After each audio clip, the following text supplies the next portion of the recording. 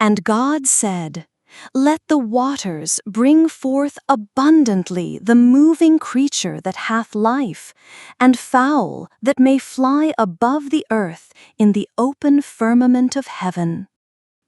And God created great whales, and every living creature that moveth, which the waters brought forth abundantly after their kind, and every winged fowl after his kind.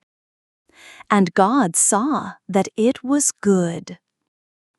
And God blessed them, saying, "Be fruitful, and multiply, and fill the waters in the seas, and let fowl multiply in the earth." And the evening and the morning were the 5th day.